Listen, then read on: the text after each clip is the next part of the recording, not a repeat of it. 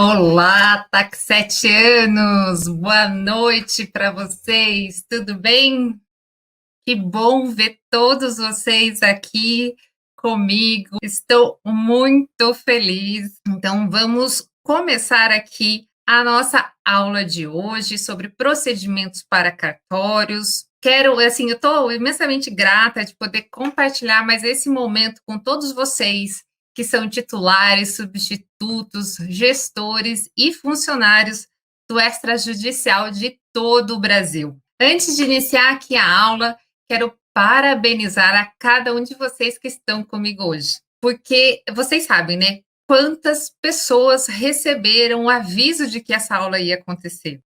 O planejamento dessa semana ele já tem sido feito há um certo tempo e vocês estão aqui comigo hoje. Normalmente, quem não participa é aquela pessoa que acha que sabe tudo, né, e acaba não correndo atrás do conhecimento, ou até a pessoa ela quer uma rotina melhor, quer um dia a dia melhor, quer ter um cartório melhor, mas não faz nada para mudar. E falando nisso, acabei de lembrar aqui de uma história de quando eu ainda era funcionária e eu tinha um chefe excelente que me ensinou 3 coisas. A primeira coisa ele falava assim: trabalhar dá trabalho.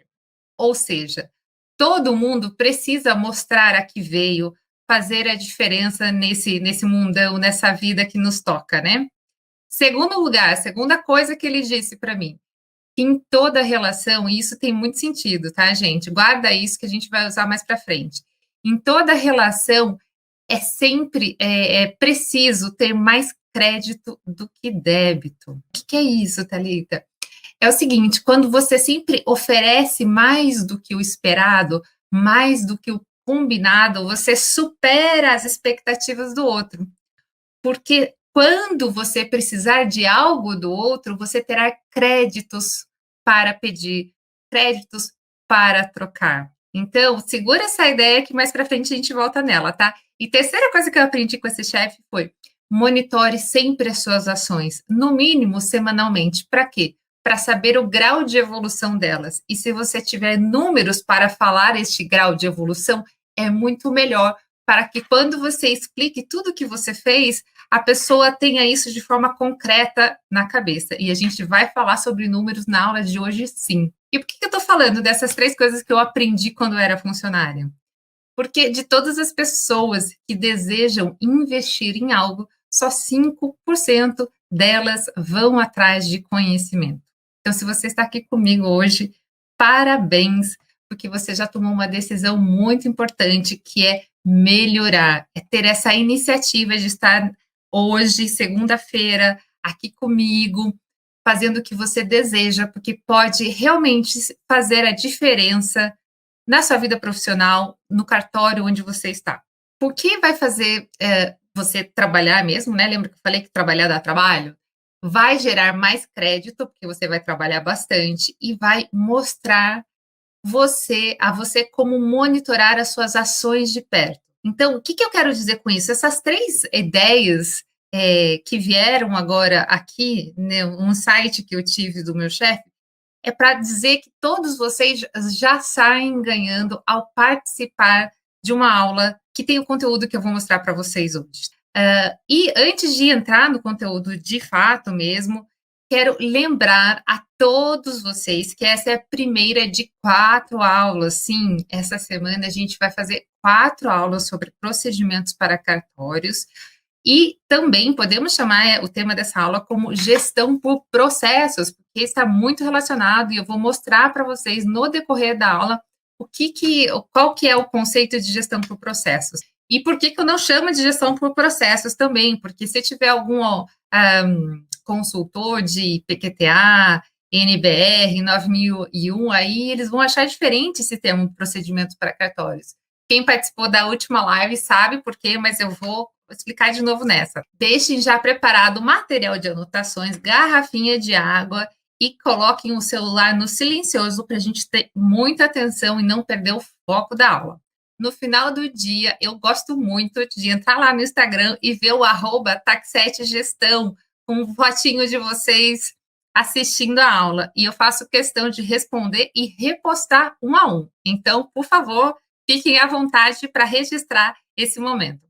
E quem já assistiu as minhas aulas de abril, foi o que eu falei logo no comecinho, né? O conteúdo é similar, mas a gente sempre traz algo novo, algo diferente, e o que eu gosto de chamar, né, novas sinapses neurais, um ponto aqui, outro ponto lá, a gente conecta e fala, nossa, não é que isso tem sentido para o meu dia a dia, para o meu cartório?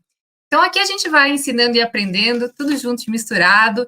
E quem está comigo de novo, muito obrigado pelo carinho, pela atenção, e vamos juntos sedimentar este conhecimento. Aliás, aprendemos muito, né, pela repetição, falei isso também, quem tem filhos pequenos sabe disso, né, é Frozen ou Galinha Pintadinha na cabeça, pois assistimos 10 mil vezes e aprendemos todo o roteiro do filme, todas as músicas, de tanto repetir. Então, sim, esse é um dos métodos do aprendizado e funciona muito bem. Me sinto também muito privilegiada por vocês estarem de novo aqui comigo. E antes de iniciar o conteúdo, vou me apresentar aqui, peço licença para aqueles que já me conhecem, mas vou me apresentar para os que não me conhecem ainda. Meu nome é Thalita Caldas, eu sou fundadora da TAC7 Gestão de Cartórios, sou formada em Administração de Empresas, com pós-graduação em Gestão Estratégica pela USP e sou especialista em Gestão de Cartórios no Brasil, prestando serviços agora para mais de 2.300 delegações extrajudiciais, tá? Já ministrei cursos nas principais entidades de classe do setor, dei palestras em grandes eventos como o Convergência, o Enajus, inclusive sobre mapeamento e gestão por processos, que é a aula que a gente vai tratar nessa semana. Além disso, eu tenho 4 livros publicados só sobre gestão de cartório, 2 físicos e 2 digitais. E quando eu estava fazendo a minha pesquisa lá na USP, ficou comprovado que a maioria dos delegatários passam cerca de 60% a 80% do tempo exercendo mais atividades administrativas do que jurídicas. Então, além de mostrar as principais dores dos titulares e gestores de cartórios, neste livro, né, na pesquisa da USP, virou o meu livro de capa preta. Aliás, deixa eu pegar aqui para você. Esse daqui, ó, quem tem interesse é só mandar e-mail lá no atendimento também, tá, gente? E esse livro, ele mostra o quê? Ele fez uma pesquisa, a princípio era para ser Estado de São Paulo, mas foi quanti-quali, então a gente conseguiu extrapolar a pesquisa para nível nacional e a gente identificou as principais dores dos titulares e gestores de cartório em termos de administração da unidade. E quando eu estou nos meus treinamentos, estava, né, nos treinamentos físicos e perguntava aos titulares se eles se sentiam empresários, 2 ou 3 só levantavam as mãos. Só que o fato é, o cartório é sim uma empresa com as suas especificidades, mas é. E o titular é um empresário, que se não cuidar da gestão, acaba passando a maior parte do tempo apagando incêndios. E aí acaba nem fazendo a parte jurídica e nem fazendo a parte de gestão. Fica só no cronograma do bombeiro, apagando incêndio, sem planejamento nenhum, e sem monitorar o planejado versus o realizado. Aí não consegue nem olhar para trás para saber o que foi feito, porque não tem dados numéricos que comprovem a evolução. Então, hoje eu vou falar de 3 técnicas de como otimizar a produtividade do seu cartório. Vamos lá. Por que eu escolhi falar de produtividade nessa primeira aula? Esse é um dos temas que volta e meia sempre vem nas consultorias. E por que isso? Porque ou o mercado está muito movimentado e a gente precisa de uma equipe bem entrosada, com o cartório todo bem entrosado, para que a roda gire direitinho e eu consiga cumprir os prazos do cartório, ou eu preciso saber qual é o investimento que eu tenho que fazer na minha equipe para eu ter certeza que ela está desempenhando bem, desempenhando o máximo possível. Ou seja, que aquela pessoa que está dentro do cartório, aquele funcionário, é um funcionário que é um investimento e não apenas um custo. Falando bem honestamente aqui, a pandemia veio para mostrar que não temos mais tempo a perder com as coisas. Então, precisamos mostrar a que viemos, né? A um dos itens que eu falei no começo agora da aula, e Essa questão é importantíssima, né? Quando você estava no começo da pandemia com funcionários que não produziam bem, que não queriam nem estar no cartório, esse peso ficou ainda maior. E aí a questão é, se você está monitorando essa produtividade e você consegue alinhar tanto os processos adequados quanto a equipe bem preparada para executar esses processos, é um momento em que a produtividade roda bem. Então, tanto em momentos de mercado aquecido, economia aquecida, a gente precisa das pessoas engajadas para a produtividade, acompanhar os prazos e a qualidade da entrega, quanto quando a economia está desaquecida, a gente precisa ter pessoas produtivas e saber que podemos contar com elas. Então, isso é muito importante. E se você ainda não consegue distinguir as prioridades de atividades, de tarefas dentro do cartório, se você não consegue diferenciar o que é urgente do que é importante, se você sempre fica repetindo as mesmas explicações para as mesmas dúvidas, e pior ainda, né, gente, para as mesmas pessoas, né? Imagina, a pessoa sempre vem perguntar a mesma coisa e você já explicou semana passada, já explicou ontem, ela vem de novo com a mesma questão. Ou ainda, se você não sabe como está a produtividade do cartório como um todo, ou de determinado setor, ou até por funcionário, então esta live é para você. E vamos ao conteúdo, as 3 técnicas para melhorar a produtividade. Primeiro, registre o conhecimento por escrito.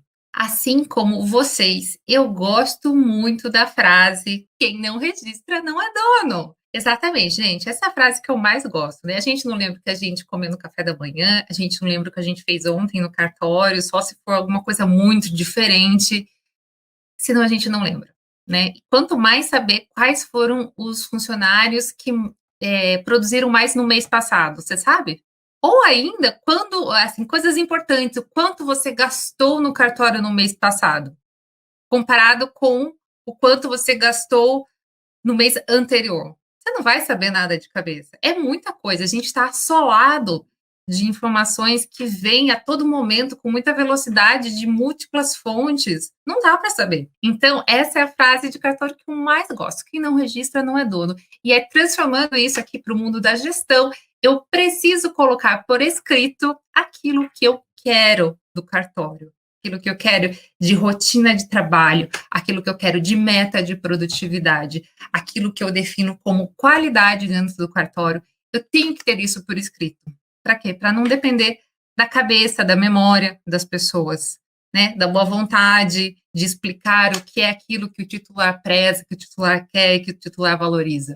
Então, sim, essa é a frase que eu mais gosto. Quem não registra não é dono. Então, registre sim o conhecimento de como fazer cada ato jurídico por escrito. Thalita, mas cada ato jurídico? Não. Pelo menos os principais, tá? Cada ato jurídico dos principais, os essenciais para o cartório. E por que colocar por escrito? Eu tenho várias razões para dizer, né? Algumas delas eu já disse aqui na conversa com vocês, mas algumas eu quero que eu escolhi para a aula de hoje são para não deixar a informação do cartório passar por filtros de interpretações, de estar mais completa, ou ainda, dependendo da disponibilidade de alguém ensinar a outro, ou do tempo de alguém passar para o outro, ou até do nível de atenção do funcionário que sabe mais, para explicar para aquele que sabe menos um ato jurídico. Então, verifica só quantos filtros que interferem numa boa explicação, numa boa informação, numa informação completa para uma pessoa da equipe. E até mesmo, gente, não é funcionário para funcionário, até mesmo do titular ou do substituto para o funcionário, tá? Somos seres humanos, né? Não dá para dominar tudo a todo tempo, né? Temos vários fatores que também interferem na nossa energia pessoal, na nossa memória. Então, todos esses diversos fatores externos, eles alteram o conteúdo que a gente passa para o outro. Até mesmo aqui na TAC7, né? Se eu não estou focada, se eu não estou concentrada, se eu não estou com o tema bem estudado, pode ser que eu deixe de passar alguma coisa. A chance é alta de que uma orientação que era para ser desta forma se transforme em algo diferente. Então, o item número 1 é não deixar que nenhum conhecimento seja feito só no boca a boca, sob o risco de interpretações diversas, de fatores externos. Por isso, um dos itens é exatamente passar a informação por escrito. Não deixar que essas informações dependam de filtros e fatores externos que a gente não pode controlar. Segundo item, para formalizar o que é o padrão esperado, o que é a referência, a gente registra para que o conhecimento ele não fique só na cabeça do titular, ou só na cabeça do funcionário mais antigo, ou só na cabeça daquele funcionário que sabe mais. Por quê? E aí, quando eles não estão, o que a gente faz? Né? Ninguém sabe fazer? Eu vou falar, não, eu não vou atender esse ato jurídico, não quero servir você, ou usuário, ou parte, porque a pessoa que faz isso não está. Né? A gente sabe que a realidade, por exemplo, de cartórios pequenos e cidades pequenas é diferente, mas eu estou falando aqui de um cenário mediano, um cenário que acaba servindo para todos. Né? Cartório, como uma organização, não deve parar porque alguém não está. Então, o item número 2 aqui desta aula é deixar o conhecimento do cartório dentro do cartório e não dentro da cabeça de ninguém. Terceiro item, para registrar por escrito o ato jurídico. Ao estabelecer o padrão, você consegue monitorar o quê? As variações que ocorrem desse ato jurídico, que podem ser classificadas como incertezas positivas.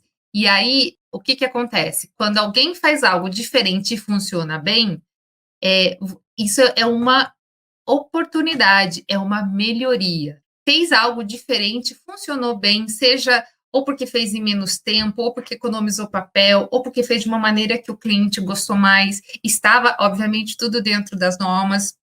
E também minimiza as incertezas negativas, né? O que é a incerteza negativa? Você fez algo diferente, você tentou ser inovador, mas deu ruim, né? Gerou um erro, gerou uma falha.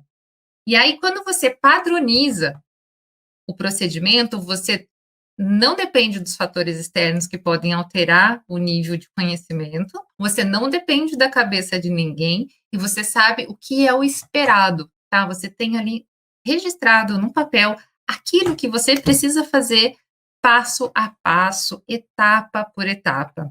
Então, aqui o item 3 é conseguir monitorar os procedimentos. Por quê? Porque você tem um padrão. A gente só consegue monitorar então, aqui eu tenho o esperado. Eu só consigo monitorar se saiu de acordo com o esperado, se não foi nem algo acima ou abaixo, se eu tenho um padrão. E aí você consegue monitorar. E ao monitorar, você sabe o que foi feito, por quem foi feito, quando foi feito, entre diversos outros indicadores. Eu quero dar um exemplo real de cartório. E aí, alguns podem rir. E outros podem ficar sério, mas vamos lá que eu gosto desse exemplo. Um cartório começou a monitorar o gasto de caneta BIC. Quem é titular de cartório aqui, quem é responsável por fazer compras, sabe que o uso de caneta em cartório é alto, né? Então, no momento em que a pessoa de compras quis saber qual era o padrão de consumo da equipe, o que ela falou para os funcionários? Eu troco uma caneta vazia por uma caneta cheia.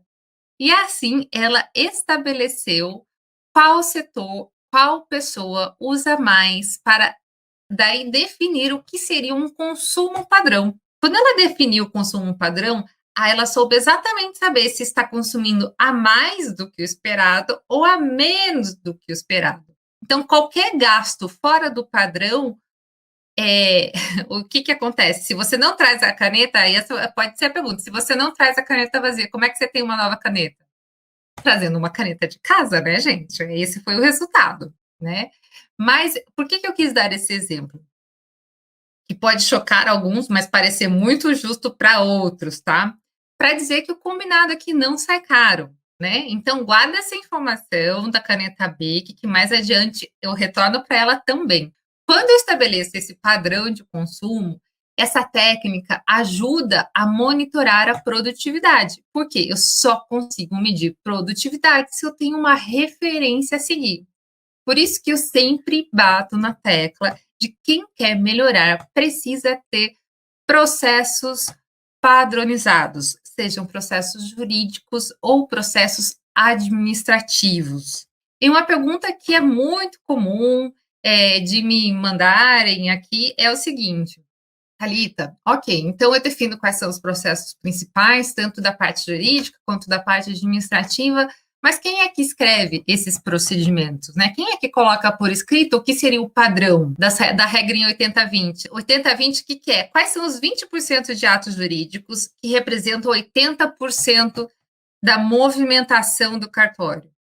Eu vou parar aqui por enquanto, que depois eu vou voltar nessa questão do 80-20. A pergunta muito comum que eu tenho é: quem deve escrever o procedimento do cartório, né? Eu já defini lá na regrinha 80-20 quais são os procedimentos, tanto jurídicos quanto administrativo.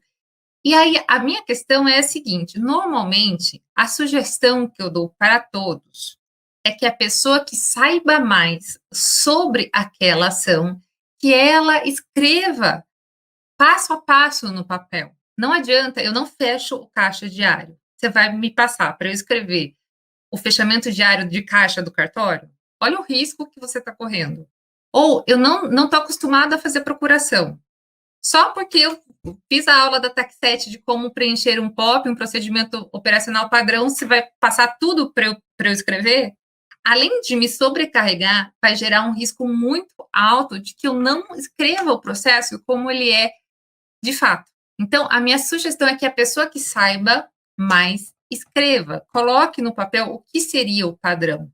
Então, se essa pessoa tiver um perfil mais analítico ainda, mais detalhista, melhor, porque aí ela tende a não esquecer de nada. Mas é sempre interessante passar este documento redigido, primeiro, para a validação do substituto ou do próprio titular, e aí, para verificar se esse procedimento funciona mesmo, colocar esse documento em teste, né? Esse processo em teste. Coloca esse documento redigido para um funcionário novo, tá? Um novato, ou um funcionário de uma outra área que nunca fez aquele procedimento, porque se ele ler este documento e executar no passo a passo, sem dúvida, sucesso. Deu bom aqui, deu bom. E aí o procedimento atingiu o objetivo. Essa prática, ela diminui drasticamente o índice de erros dos funcionários da serventia, quando você padroniza os principais atos jurídicos e você treina a equipe. A questão do treinamento é fundamental, porque se eu estou falando de um ato jurídico ou de um ato administrativo que ocorre muitas vezes, que faz parte de 80% do tempo das pessoas aí no cartório, então significa que se eu treinar essa equipe neste procedimento, ela vai ficar mais consciente do passo a passo, porque ela recebeu aquele treinamento e a chance de erros dela diminui. Não adianta, gente, eu querer um funcionário nota 1000 e eu não treinar, né? Não, milagres não acontecem. Mas alguns ainda tendem a achar que sim, que não precisamos estudar e receberemos um conhecimento por osmose. Não acontece, né? Então, é importante tanto colocar os procedimentos por escrito, quanto treinar os funcionários, tá? A questão é essa, o segundo item, tá, das 3 técnicas da produtividade, a primeira dela, quem não registra não é dono, é importante colocar os principais procedimentos por escrito, e a segunda técnica é treinar os funcionários, tá? Porque logo após ter esse documento registrado, você treina, tá? E é extremamente fundamental que todos do cartório sejam muito bem treinados nas responsabilidades que lhes cabem, tanto os novos quanto os antigos. E aí vocês vão, pô, Thalita, mas funcionário antigo é muito difícil, a gente vai falar sobre isso nos outros dias da live. Mas sim, tem que treinar, tá? Não é porque ele está há 10, 15, 20 anos na casa que ele é o rei conhecedor de tudo. As pessoas precisam ter isso muito em mente, e isso foi uma outra coisa que surgiu com a pandemia também, mostrar que todos nós precisamos nos atualizar. E uma coisa que eu falei na última aula é que o conhecimento, nosso nível de informação está tão rápido e está toda hora a gente inventando coisas novas, coisas criativas, coisas que funcionam também, que a gente termina a aula de hoje já desatualizado, é que nem carro novo que sai da concessionária, né? Você sai com um carro, ele já sai desvalorizado, porque tem coisas sendo produzidas enquanto a gente está aqui. Por isso é importante a gente se atualizar. Por isso é tão importante que todos os procedimentos estejam padronizados. Porque se nem padronizados eles estão, como que a gente organiza essa informação, esse conhecimento do cartório, né? Eu não sei nem o que está acontecendo no cartório se eu não tenho os procedimentos padronizados. Ao passo que, quando nós temos a casa organizada, pelo menos os processos principais por escrito, a gente sabe exatamente o caminho a ser trilhado, que é o quê? Os treinamentos dos funcionários, utilizando o mesmo manual, a mesma instrução de trabalho, ou o mesmo processo interno, ou o POP, né, o processo operacional padrão. A gente utiliza o mesmo documento para ensinar a todos, tá? Então, acabamos de contratar um funcionário para o cartório, quais são os treinamentos que ele tem que ter? Tá? Ele vai ter um treinamento de missão, visão e valores, depois ele vai ter um treinamento o que é um cartório, para que serve um cartório, depois ele vai ter um treinamento de como atender um cliente, e aí você consegue estruturar um cronograma de aulas para que ele realmente tenha a consciência da atuação e das responsabilidades dele dentro do cartório. E o que você faz nesse sentido, né? Você está combinando com a pessoa aquilo que você espera dela. Combinado não sai caro, né? Então, imagine que cada funcionário resolve fazer o trabalho do seu próprio jeito, né? A gente não tem nada padronizado no cartório, cada um faz do seu jeito, ou do jeito que ouviu falar do outro funcionário mais antigo, com os vícios que o mais antigo tinha. Até que segue as normas do extrajudicial, né? As normas são os norteadores, o que orienta, né? Então, a gente está seguindo as normas, mas cada um faz de um jeito. E aí acontece uma falha, fica muito difícil, fica complicado saber de onde veio essa falha, a origem da causa, né?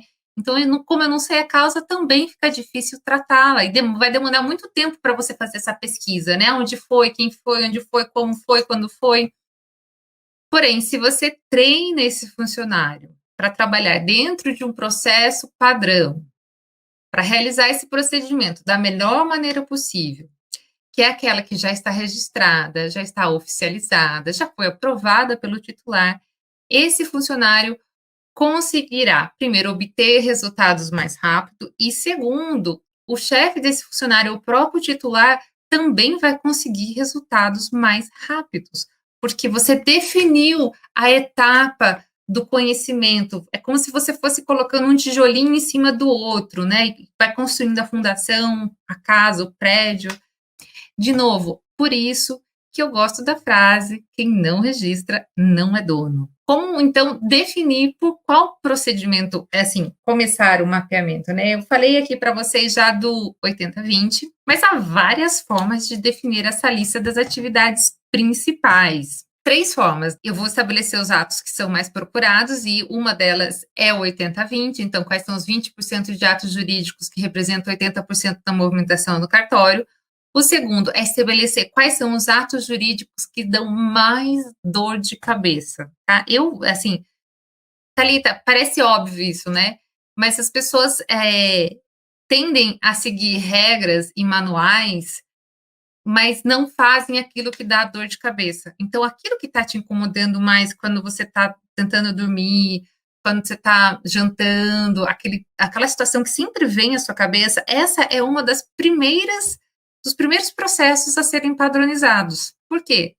Porque você quer resolver essa situação, para que ela não apareça de novo, para que ela não seja recorrente, para que isso não se torne exaustivo, para que essa situação não traga mais os mesmos erros. Tá? E é por isso que você mapeia, por isso que você coloca a etapa por etapa, por isso que você padroniza. Então, tem o 80-20, tem a questão das suas principais dores de cabeça. E uma terceira forma de estabelecer quais são os atos jurídicos que fazem parte aí das responsabilidades dos funcionários é fazer, saber do próprio funcionário. O que é que você faz? X, Y, Z, tá? Aí você vai mapear essas atividades. E aí, olha que legal. Se você tem o descritivo, se você já tem, tá? O descritivo de cargo dos funcionários, transforme as responsabilidades, as atividades principais desses descritivos em procedimentos. E aí, imagina o seguinte, a Thalita foi contratada. Thalita, olha aqui o seu descritivo. Você topa trabalhar no cartório com essas responsabilidades? Eu falei, eu topo, vamos lá. Ok, primeiro dia, treinamento 1, 2 e 3. Ok, fiz aqueles treinamentos genéricos, né, que eu falei, de missão, visão, valores, que é um cartório e tal. E aí eu começo a ter treinamentos daquelas responsabilidades, daquelas atividades que estão no meu descritivo de cargo. Então, no descritivo de cargo, eu tenho a lista das minhas principais atividades, e essas principais atividades se tornam procedimentos, e esses procedimentos, eles se tornam treinamentos. Então, isso já passa a ser um planejamento de formação, porque quando você tem um descritivo de cargo, auxiliar 1, 2, 3, escrevente 1, 2 e 3, você está fazendo o quê quando você transforma responsabilidades em procedimentos, procedimentos em treinamentos? Você está fazendo planejamento de formação da equipe. Uma palavra mais bonita para isso é universidade corporativa. E nada mais é do que você ter internamente o seu conhecimento, conhecimento do cartório para a própria equipe. E aí você acaba acompanhando o desenvolvimento profissional da pessoa dentro do cartório. E se você que está aqui assistindo ainda não tem um descritivo de cargo, agora é uma boa hora para começar, tá? Defina os descritivos, faça uma lista dos procedimentos gere uma lista de treinamentos e monitore se esses treinamentos estão sendo executados. Thalita, da onde eu pego esses treinamentos?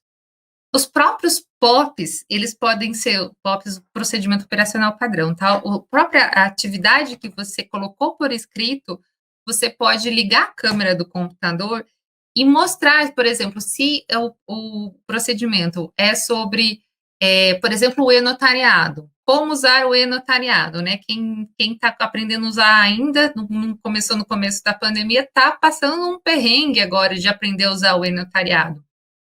E, gente, já ouvi falar que o suporte do Colégio Notarial tem sido excelente. Então, se vocês ainda têm dúvida no e-notariado, corre para lá que tem gente muito boa assessorando.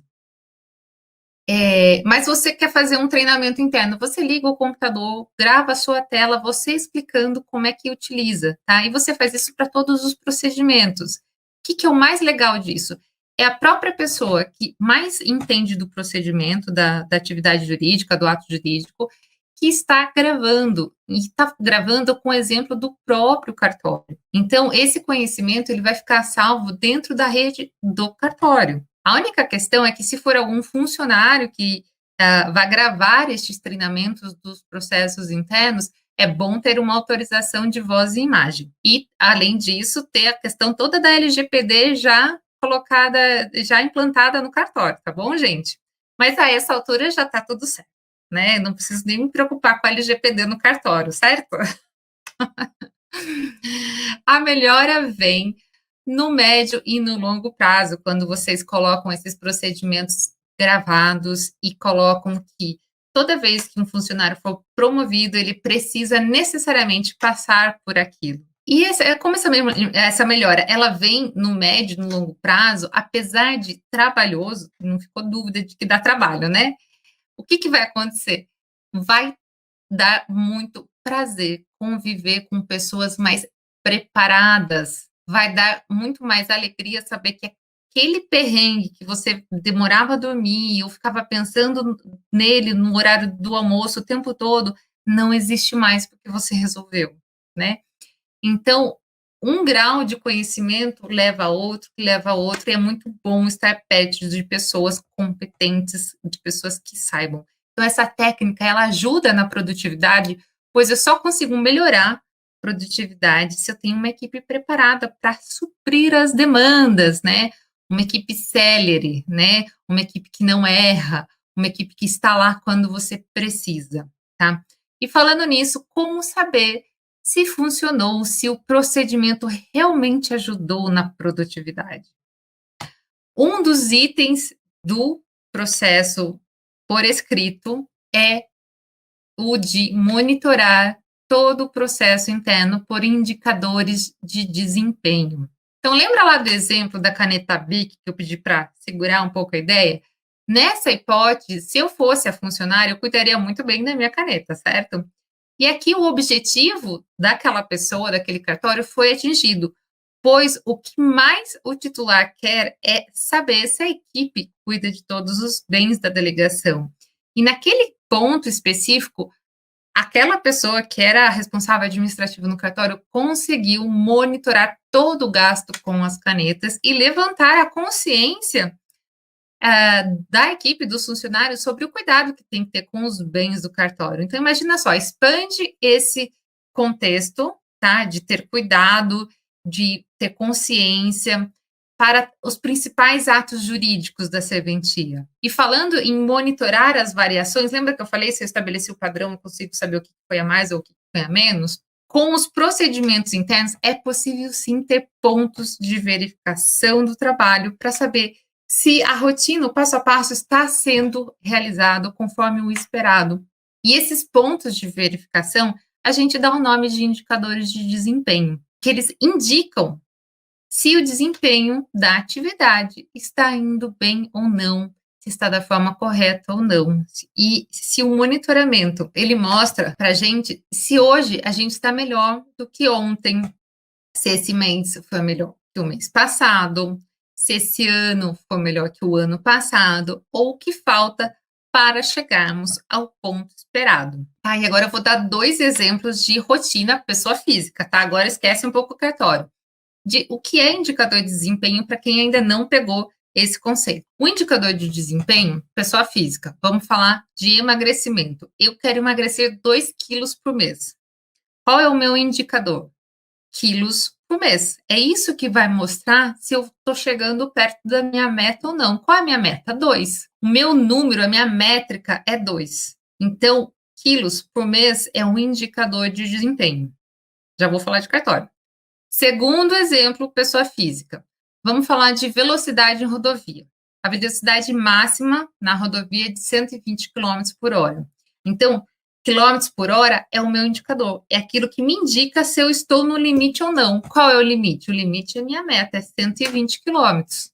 É a minha métrica, é o que vai me orientar. Então, o indicador é sempre um número em relação a outro, e o indicador é sempre bom monitorar com meta, para saber se eu estou chegando nela, se eu estou próxima, se eu estou muito abaixo, se eu estou muito acima, ok? E agora, exemplos de indicadores para cartórios. Vamos lá. Número de dias de entrega de título por tipo de título. Então, aqui eu estou falando o quê? De prazo. Número de erros ou retrabalhos por pessoa por mês. Número de reclamações de clientes por semana. Número de treinamentos realizados por mês. E assim vai. Então, como eu falei, o ideal é que cada indicador tenha uma meta. Essa técnica ajuda na produtividade, pois eu só consigo medir a produtividade se eu tenho um indicador de desempenho estabelecido. Então, nós acabamos de revisar as 3 técnicas, ok? Qual foi a primeira técnica, gente? Só para a gente revisar antes de finalizar a aula aqui. Quem não registra não é dono, certo? Então, eu preciso colocar por escrito o conhecimento do cartório, ok? Eu preciso ter um padrão, eu só consigo medir produtividade se eu tenho uma referência a seguir. Qual é o segundo? A segunda técnica é ter o treinamento dos funcionários com os procedimentos validados. Por que isso? Porque eu só consigo melhorar a produtividade se eu tenho uma equipe preparada, né, para suprir as demandas. E qual é o último? A última técnica é monitorar por indicadores de desempenho, tá? Porque eu só sei se está dando bom ou dando ruim se eu tenho indicadores de desempenho de cada ato jurídico ou da parte até das atividades administrativas para seguir. Estou finalizando a aula por aqui hoje, temos muito conteúdo. Quero lembrar que amanhã a gente vai falar de 2 principais indicadores, o que eu considero os mais importantes, que são os indicadores de produtividade e de qualidade. Para mim, eles funcionam como na balança do direito. que ela só é justa se estiver equilibrada. Porque não adianta eu ter procedimentos, eu treinar e eu só pedir produtividade ou só pedir qualidade. É muito importante equilibrar os dois. Estou ficando por aqui.